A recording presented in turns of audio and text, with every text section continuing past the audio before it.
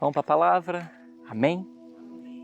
Você que trouxe Bíblia, abre comigo em Marcos, capítulo de número 4, versículo de número 35 ao 41, nós vamos meditar hoje. E naquele dia, sendo já tarde, disse-lhes: passemos para outra margem. E eles, deixando a multidão, o levaram consigo assim como está no barco. E havia também com ele outros barquinhos. E levantou-se grande temporal de vento, e subiam as ondas por cima do barco, de maneira que já se enchia de água. E ele estava na popa dormindo sobre uma almofada. E despertaram-no, dizendo-lhe: Mestre, não te importa que pereçamos? E ele, despertando, repreendeu o vento e disse ao mar: cala-te e aquieta-te. E o vento se aquietou, e houve grande bonança. E disse-lhes: por que sois tão tímidos? Ainda não tendes fé? E sentiram um grande temor, e diziam uns aos outros: mas quem é este que até o vento e o mar lhe obedecem? Glória a Deus. Amém, irmãos? Quando eu paro para meditar nesse texto, nessa história, eu observo um grupo de pessoas que a Bíblia nos intitula como discípulos, dando um passo de embarcar num barco debaixo da obediência. O Senhor chega nele e fala: passemos para o outro lado. E o texto vai ser enfático em nos dizer que Jesus, ele se encontrava no barquinho. E quando eu olho para esse contexto, para esse cenário, uma lição eu tiro: o fato de nós obedecermos uma diretriz do Senhor, onde Ele se fará presente no barco, e isto não nos exime de passarmos por tempestades nesta vida. Em Isaías capítulo 43, versículo de número 1, a palavra vai dizer assim, ao versículo 3: mas agora, assim diz o Senhor que te criou, ó Jacó, e que te formou, ó Israel, porque eu te remi, chamei-te pelo teu nome, tu és meu. Aí ele diz assim: quando passares pelas águas, estarei contigo. E quando pelos rios Sudecaia, Ridecou, Maná e Decantas, eles não te submergirão. Quando passares pelo fogo, não te queimarás, nem a chama arderá em ti, porque eu sou o Senhor teu Deus, o Santo de Israel, o teu Salvador. Ele nunca disse que nós deixaríamos de passar pelas águas, mas ele disse que nós não submergiríamos. Se aquele barco afundasse, não estaria se cumprindo na vida dos discípulos aquilo que estava predestinado nas Escrituras Sagradas. Então guarda algo: o fato de obedecermos uma palavra de Cristo, de Jesus, o fato de estarmos dando passos debaixo da obediência e dentro de um barco em que Jesus se faz presente, isso não nos exime de enfrentarmos adversidades nessa vida. Mas é muito interessante esse texto de Isaías, porque ele vai fazer menção de duas personalidades falando da mesma pessoa. Ele fala de Jacó e ele fala de Israel. Jacó é a pessoa quem Deus criou, quem Deus chamou. Israel é a pessoa quem Deus formou, é quem Deus remiu. Jacó era um homem que não tinha o caráter de Cristo. Israel já era o Jacó convertido, que passou a ter o caráter de Cristo. E mesmo diante desses dois cenários, o Senhor disse que as águas seria tanto para Jacó como para Israel. O fogo seria tanto para Jacó como para Israel. Então a adversidade pode vir, irmãos, indiferentemente de qual a condição do nosso caráter. Mas nós vamos aprender nesse barquinho que Deus tinha um propósito. E o propósito era forjar o caráter dos seus discípulos. Era transformá-los de Jacós para Israéis desta vida, Sudecaia, Ridecou, Manai, Decantas. Quer ver um exemplo claro? Pedro estava no barquinho. E Pedro foi um daqueles que clamou para Jesus enquanto Jesus dormia, perguntando se era conveniente, entre aspas, que padecessem diante daquela situação. Mais para frente, a Bíblia vai narrar uma história de Pedro, aonde Pedro agora ele é encarcerado por Herodes e o seu exército. E na eminência de ser morto, a Bíblia diz que ele estava cercado por 16 soldados.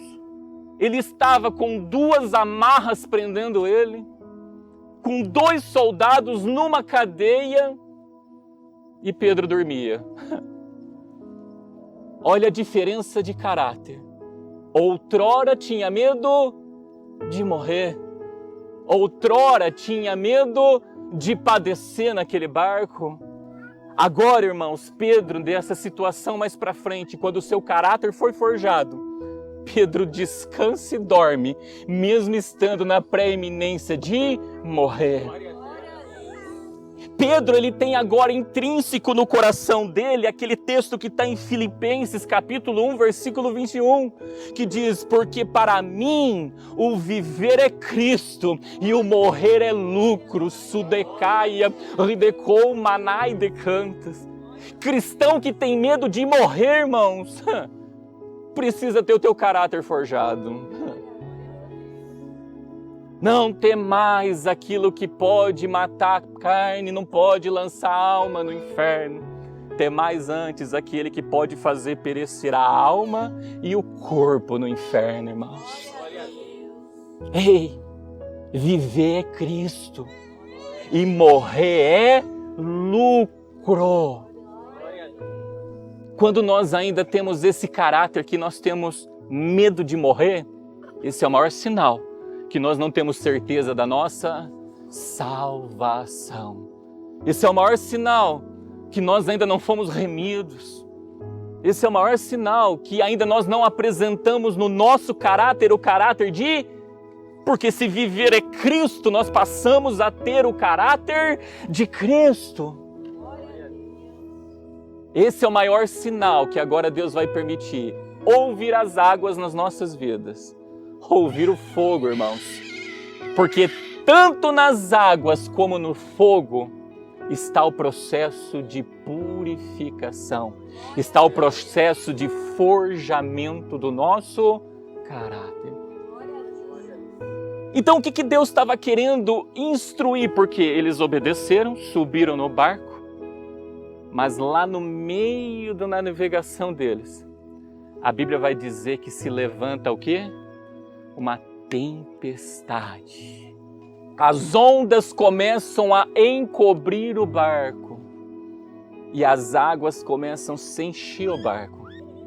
E o texto vai ser bem claro em nos dizer que Jesus ele se encontrava na polpa do barco. E esse é o primeiro sinal de que quando o nosso caráter ainda não foi forjado. Quando o nosso caráter não foi forjado, irmãos, Jesus ele está na polpa e não está na proa do barco. O que é a polpa do barco? É a parte de trás do barco. E o que é a proa do barco? É a parte da frente do barco. Glória a Deus. Todas as vezes que nós não damos a premissa, Jesus está na polpa e não está na proa. Todas as vezes que Cristo não é a pedra angular das nossas vidas, Ele está na polpa e não está na proa. Todas as vezes que nós deixamos de fazer a vontade de Deus, e a vontade de Deus é que nós vejamos o Filho e creiamos nele, Jesus está na polpa e não está na... Deus estava mostrando para os discípulos naquele momento que Jesus não era o primeiro, que Jesus não estava na frente. Todas as vezes que Jesus está na polpa e não está na proa, nós estamos passando na frente de Cristo. Nós não estamos andando segundo as tuas pisaduras. E sempre que isso acontece, existe algo a ser forjado na nossa vida. Existe um caráter a ser moldado nas nossas vidas. E nisso Deus permite, irmãos, que a tempestade se levanta. A tempestade, quando ela se levanta, ela vem para mostrar se nós estamos com os pés nas rochas ou se nós não estamos com os pés nas... Aquele que ouve e pratica a minha palavra é como o homem prudente que edificou a tua casa sobre os ventos vêm, as águas vêm, combate contra aquela casa e aquela casa não cai. Não cai, não perece, não desmorona. Ele não disse que o vento não viria.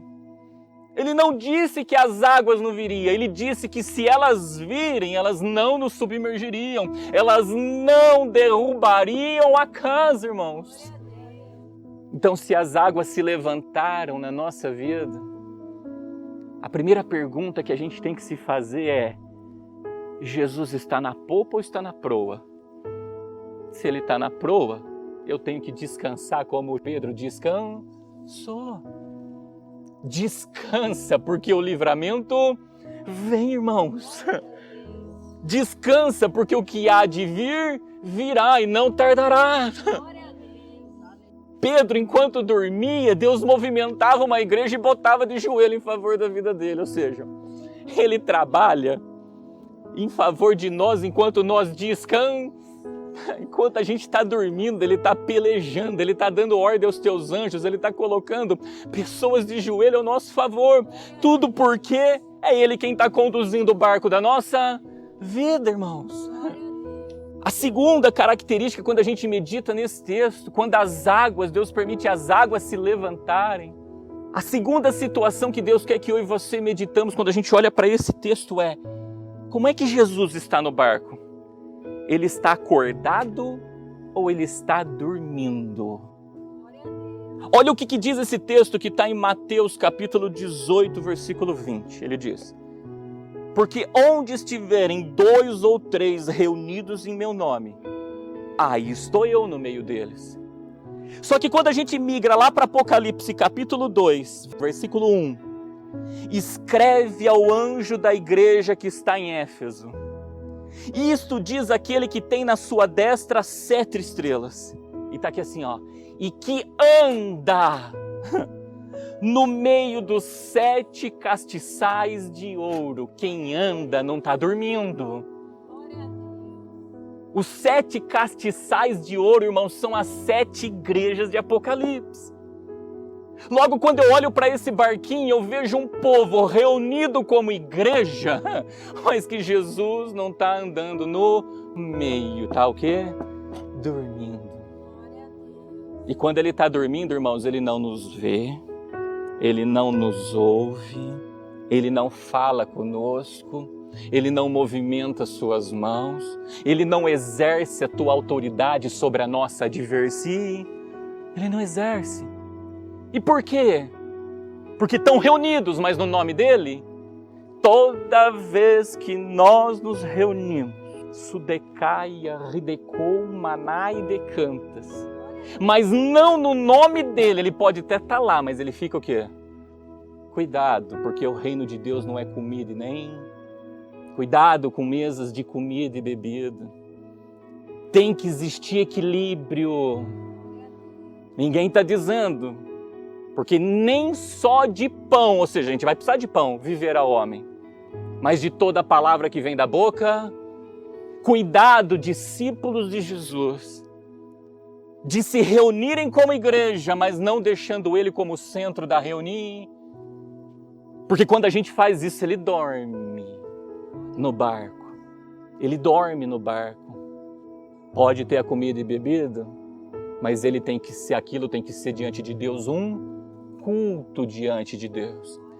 Não adianta nos reunirmos como igreja e naquela reunião não ser para ele um culto.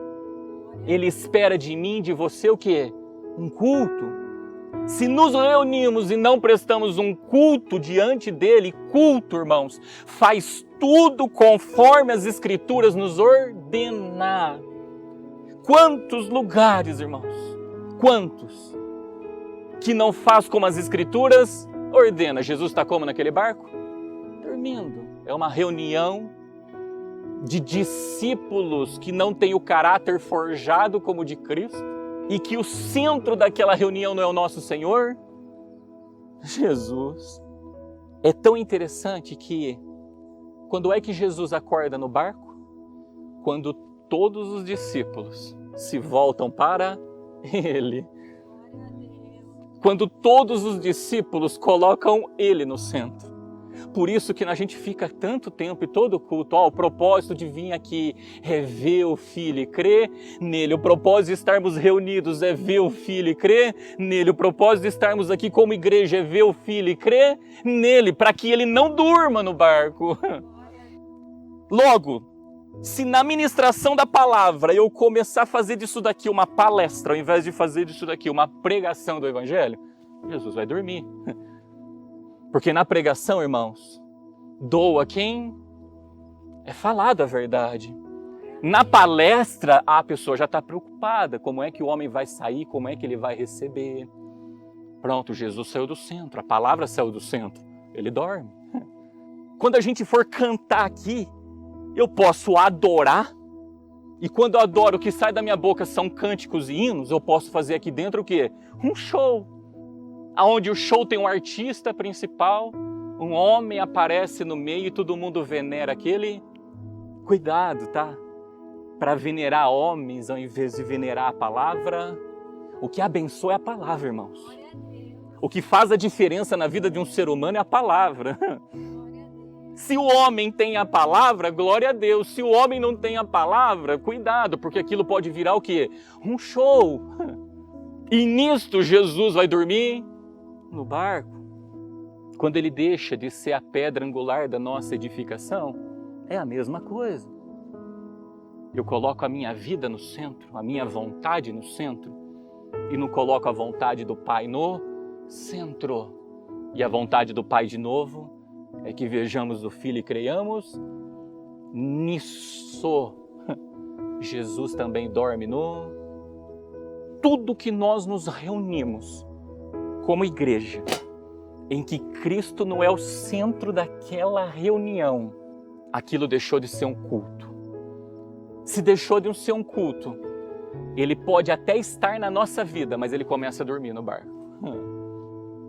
Guarde isso no nome de Jesus. Por isso que tudo que nós vamos fazer nessa vida, façamos em concordância com as Escrituras sagradas, para que ele esteja na proa do nosso barco e acordado, despertado. E aí, irmãos, quem vai estar dormindo naquele travesseiro, sabe quem é? Somos nós, porque ele vai na nossa frente como um general de guerra, militando as nossas batalhas. Aí ele peleja, sudecai, arridecou, manai, decantas ao nosso favor. Quando nós passamos na frente dele, irmãos, é ele quem descansa. Quando a gente põe ele na frente, quem descansa, sabe quem é ou não? Somos nós. Aquela almofada de descanso era para nós, não era para ele, entendeu? Mas como puseram ele na polpa e não colocaram ele, fizeram, ou seja, não colocaram ele como primeiro na vida, pronto, ele falou, então deixa eu descansar lá, deixa eu dormir um pouquinho. Isso é alegórico, porque Ele é um Deus que não tosqueja e não dorme. Ele só está mostrando que quando Ele está dormindo, Ele está dizendo, eu não estou fazendo nada ao teu favor, não estou militando nada ao teu favor, porque o nosso Deus não tosqueja e não dorme, mas Ele precisa falar uma linguagem que todos nós venhamos o quê? Entender, venhamos o quê? Compreender aquilo que Ele quer nos instruir. Talvez a tempestade ali era inevitável vir, mas quando Ele está na frente do barco, acordado, irmãos, pode deitar lá naquela almofada e descansar, porque vem o livramento da parte do Senhor para as nossas vidas. O viver torna-se Cristo. E o morrer é o quê? É lucro. Nós vamos para uma terra que mana leite e mel. Nós vamos para uma terra onde não tem mais choro, não tem mais lágrima, não tem mais ranger de dente. Por isso que o viver se torna Cristo. Faço tudo para a glória dele. E o morrer, eu descanso, porque eu vou para um lugar o quê? Melhor ainda, eu tenho um lucro maior ainda. Quando eu paro para meditar nesse texto, uma outra coisa também me chama a atenção. E é uma terceira pergunta que nós temos que fazer. Qual é o tipo de projeto de barco que nós edificamos para a nossa vida?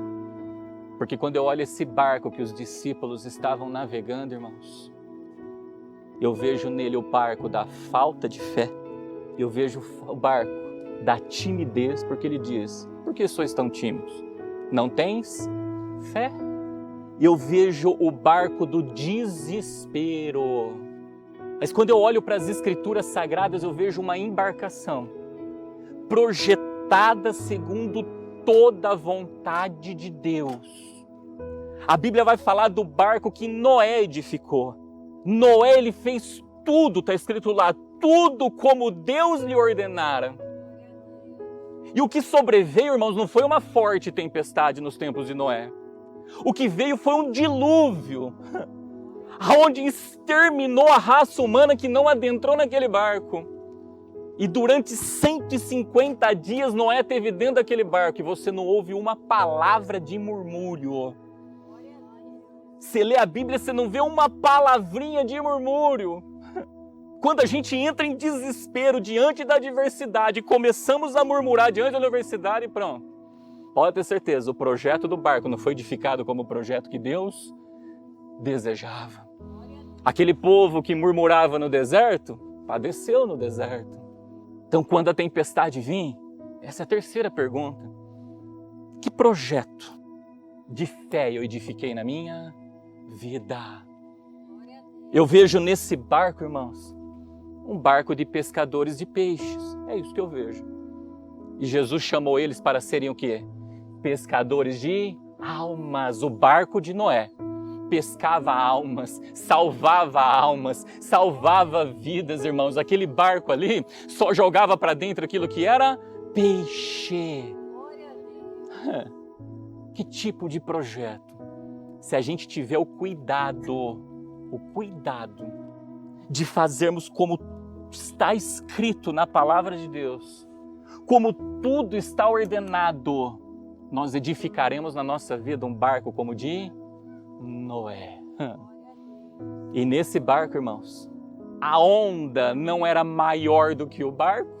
Nesse barco, as águas do mar não entravam dentro dele.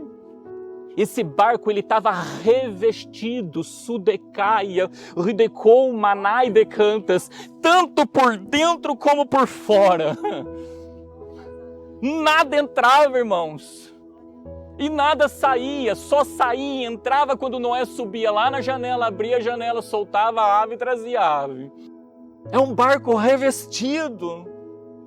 Assim temos que ser nós, quando o Senhor fala, ficai em Jerusalém, até que do alto sejais revestidos de poder. O que é esse revestimento? Está escrito em Efésios, revestivos das armaduras de Cristo, para que possais suportar as astutas ciladas do diabo, para que possamos suportar o dia mau. Vocês acham que é bobagem? Eu sei que não é, mas olha que tremendo isso, irmãos. Isaías, capítulo 27, versículo 1 vai dizer assim, ó. naquele dia, o Senhor castigará com a sua dura espada, grande e forte, o Leviatã, a serpente veloz, e o Leviatã, a serpente torturosa, e matará o dragão que está no mar. Eles estavam navegando sobre... Então não tinham interface, não tinham contato, não tinha relacionamento com aquele que estava dentro do mar. Logo, se o dragão se levantar, se a serpente tortuosa se levantar, se ele vir com as tuas astutas ciladas do inimigo, se nós edificamos um projeto segundo o que está escrito nas Escrituras, irmãos, essas águas não entram no nosso barco. E que água é a água do mar? É uma água doce ou uma água salgada? Alegoricamente, irmãos, é uma água salgada. É óbvio que se a gente for lá em Jerusalém, a gente vai ver que o mar da Galileia é um mar de água doce. Mas aqui Deus só está querendo trazer a simbologia, para que a gente venha entender a revelação. Que se nós edificarmos uma embarcação como a de Noé, tendo cuidado de fazer conforme tudo Deus ordena, a gente vai ter o revestimento por dentro e por fora. Essas águas salgadas, elas não entram dentro do barco. Essas amarguras, essas aflições, irmãos, elas não entram dentro do barco, a ponto de nós acharmos que nós vamos perecer diante dessa situação. Mas o que antecedeu as águas entrando, irmãos, foi o vento soprando. E o que o vento soprando simboliza? Olha o que está escrito em João capítulo 3, versículos 7 e 8. Não te maravilhes de ter dito, necessário vos é nascer de novo. Aí ele fala, o vento assopra onde quer e ouve a sua voz. Mas não sabes de onde vem nem para onde vai. Assim é todo aquele que é nascido do Espírito. O vento tem uma voz. Essas vozes que chegam até nós, eles não levam para dentro do barco águas salgadas. De uma mesma fonte pode jorrar dois tipos de águas? Não! Então, se eu edifiquei um barco segundo o projeto de Deus, eu tenho o revestimento de Deus. Essas ondas não passam por cima de mim. Essas ondas não têm autoridade sobre a minha vida, não olha para mim de cima para baixo. Essas ondas não entram dentro do barco. Esse vento, irmãos, é um vento que vem do espírito de quem? Do dragão. Para trazer para dentro da nossa embarcação as águas salgadas. Por isso que Jesus, nesse momento, quando ele é despertado, ele vai lá e repreende o quê? O vento e repreende o mar. Se esse vento fosse o vento do Espírito, Jesus repreenderia, irmãos? Não, é óbvio que não. Pelo contrário, através do vento do Espírito, começa a ter liberdade para mover as águas ao nosso favor. Aonde o vento do Espírito sopra, irmãos, não sopra para nos naufragar, nos sopra para movimentar o nosso favor para vir nos abençoar. É assim que funciona. Glórias a Deus. Para Moisés soprou um vento oriental. Por que oriental? Porque do Oriente, no caminho do Oriente, é que está a glória de Deus, está escrito em Ezequiel. E quem que é a glória de Deus, irmãos?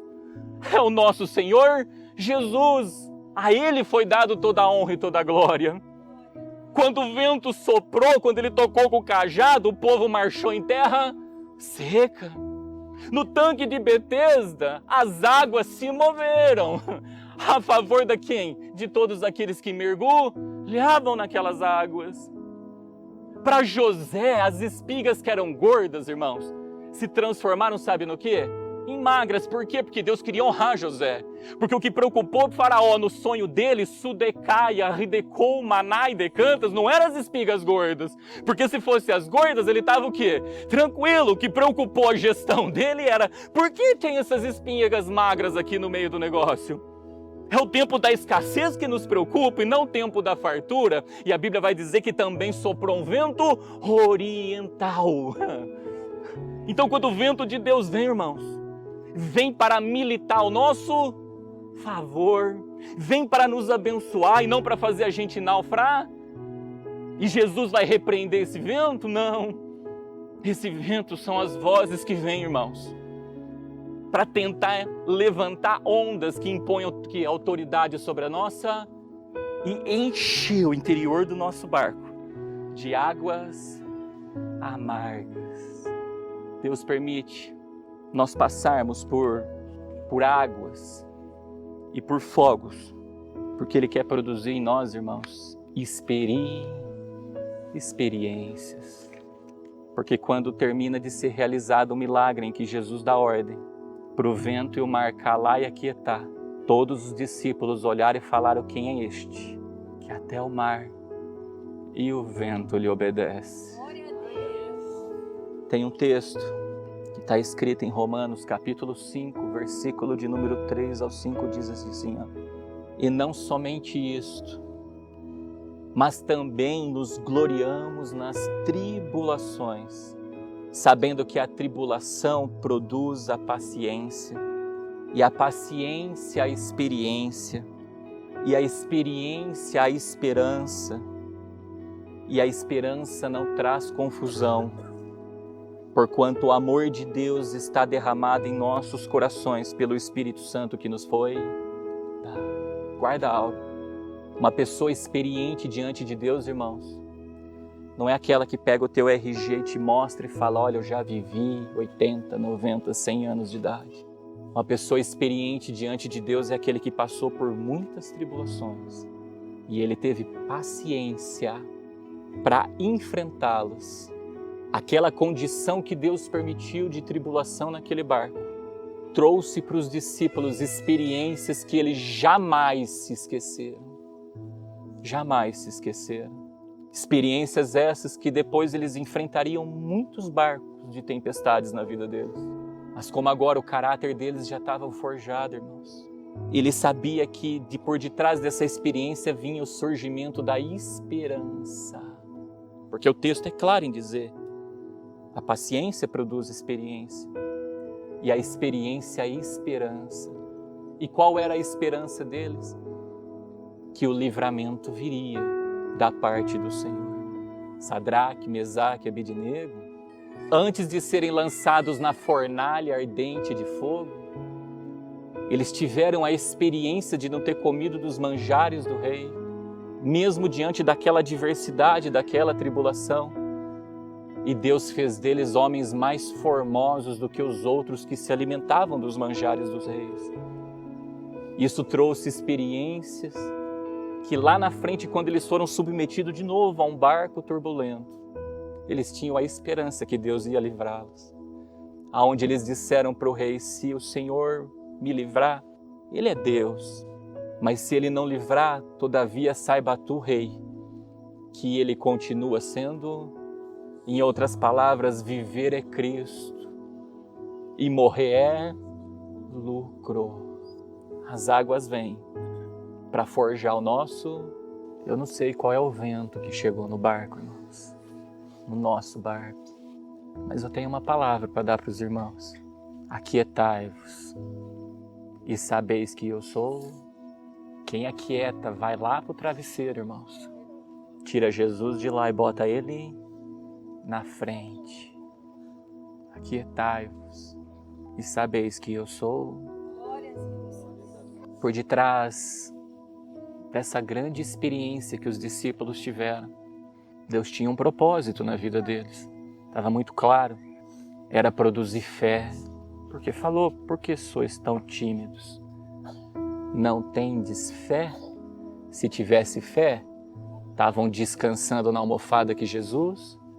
O barco mal chegou na outra margem, irmãos. A Bíblia vai nos narrar que agora levanta um homem da terra de Gadara, que tinha uma legião de demônios. E vocês conhecem a história. E ele vem e se curva diante de Jesus e o adora, diz a Bíblia. Saiba que por detrás de uma grande experiência com Deus, Ele está forjando o nosso caráter para uma grande libertação. Tudo tem um propósito. Tudo, irmãos. Tudo na nossa vida tem um propósito. Se Ele nos dá uma diretriz, a gente obedece e vai. E ali a gente vê que o mar, a gente já sabe quem é o mar, que existiu um levante. É sempre para a gente parar e fazer essas perguntinhas. Jesus está na polpa ou está na proa? Ele está acordado ou está dormindo? Que projeto de vida eu edifiquei? Porque quando a gente edifica o projeto correto, quando ele está na posição correta e quando ele está acordado, a gente está descansando e ele está militando ao nosso favor. É a palavra dele. E nisso a gente começa a contemplar o sobrenatural do Senhor. Hoje tem pessoas aqui dentro que o Senhor acordou. Glória a Deus. E essa é a palavra que Ele está dando. Glórias a Deus. Cala-te, mar, e aquieta-te. Vem. Glórias a Deus.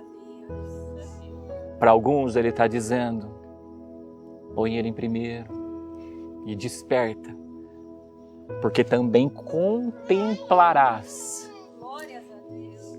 aquele cujo texto deixa bem claro quem é este, que até o vento e o mar lhe obedece. Não se turbe o vosso coração.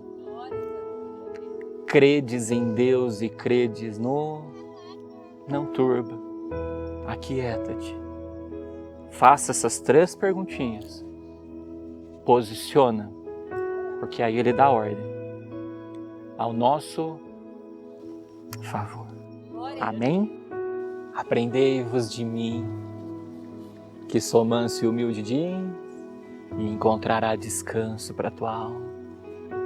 E tomai posse do meu jugo, que é leve e dá para sentir a suavidade, né, irmãos? Enquanto eu orava, o Senhor pegou esse texto, Ele pegou a pregação e falou muito forte comigo agora no último versículozinho, né? Onde o texto diz assim, dos discípulos no barquinho, depois que Ele aquietou o vento, né? E sentiram um grande temor. O que eles sentiram? Temor. E diziam uns aos outros, mas quem é este que até os ventos e o mar lhe obedecem? E olha o que está escrito em Isaías capítulo 11, versículo 1 e 2.